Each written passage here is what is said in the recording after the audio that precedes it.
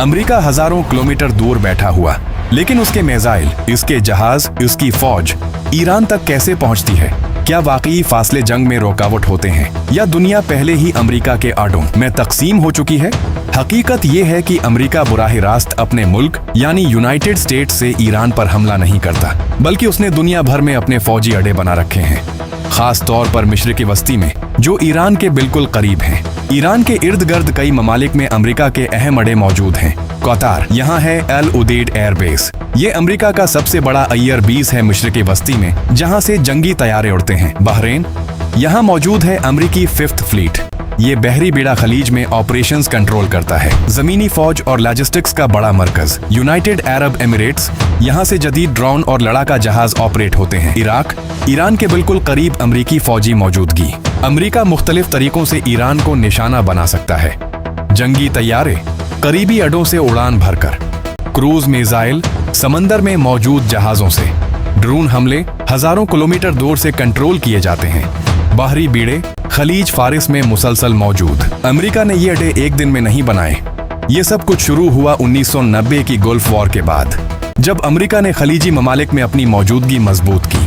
फिर 2001 में war in Afghanistan और 2003 में इराक वॉर के बाद अमेरिका ने मजीद अड्डे कायम किए, और आज ये एक मुकम्मल फौजी नेटवर्क बन चुका है। असल ताकत क्या है? असल ताकत सिर्फ फासले में नहीं, बल्कि टेक्नोलॉजी, सैटेलाइट सिस्टम्स और आलमी नेटवर्क में है। अमेरिका कहीं भी बैठकर दुनिया के किसी भी कोने में हमला करने की सलाहियत रखता है।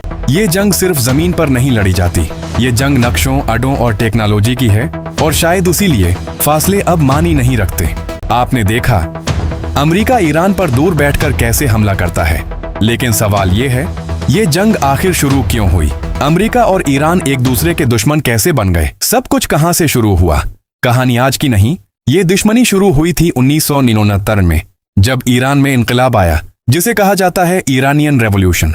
इस इनकलाब के बाद ईरान ने अमेरिका के खिलाफ खुलकर ऐलान कर दिया, और अमेरिका का सफारतखाना कब्जे में ले लिया गया, जहां बाइंदीन अमरीकियों को 444 दिन तक यरगमाल रखा गया। दुश्मनी बढ़ती गई। उसके बाद अमेरिका और ईरान के ताल्लुकात मुकम्मल खत्म हो गए, पाबंदियां लगें, दुश्मनी बढ़ी, और मशरिकी वस्ती एक मैदान जंग बन गया। जदीद दौर की जंग 2025-2026, और फिर ये पुरानी दुश्मनी एक बार फिर आग बन गई, और 2026 में यूनाइटेड स्टेट्स और ईरान के दरमियान बराह रास्त हमले शुरू हो गए। अमेरिका और उसके इत्तेहादियों ने ईरान पर बड़े हमले किए, और ईरान ने जवाब में मिसाइल दागे। ये जंग सिर्फ दो मुल्कों की नहीं, ये सिर्फ अमेरिका और ईरान की जंग नहीं, इसमें शामिल हैं इसराइल, खलीजी ममालिक और ईरान के इत्तेहादी ग्रुप्स भी। यानी एक छोटी सी चंगारी पूरे खते को आग लगा सकती है। में सूरत हाल इंतहाई खतरनाक हो चुकी है। अमेरिका ने ईरान को सख्त धमकियां दी हैं कि अगर जंग न रखी तो बड़े पैमाने पर तबाही हो सकती है। कुछ ममालिक जैसे स्पेन ने भी अमेरिका का साथ देने से इनकार कर दिया, और पूरी दुनिया एक बड़ी जंग के खतरे को महसूस कर रही है। ये सिर्फ दो मुल्कों की लड़ाई नहीं, यह ताकत, सियासत और कंट्रोल की जंग है। और शायद सबसे खतरनाक बात यह है कि ये जंग अभी खत्म नहीं हुई, बल्कि अभी शुरू हुई है। आपने देखा अमेरिका हजारों किलोमीटर दूर बैठकर ईरान तक कैसे पहुंचता है, लेकिन अब असल सवाल यह है, आखिर ये जंग है क्यों? ये दुश्मनी शुरू कहां से हुई? जब सब कुछ बदल गया।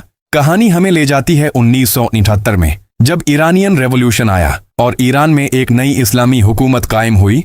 इस इनकलाब ने सब कुछ बदल दिया, खास तौर पर यूनाइटेड स्टेट्स और ईरान के ताल्लुकात। पहली बड़ी टक्कर इनकलाब के फौरन बाद ईरान में अमरीकी सफारतखाने पर कब्जा कर लिया गया। 22 अमरीकी शहरी 444 दिन तक कैद रहे।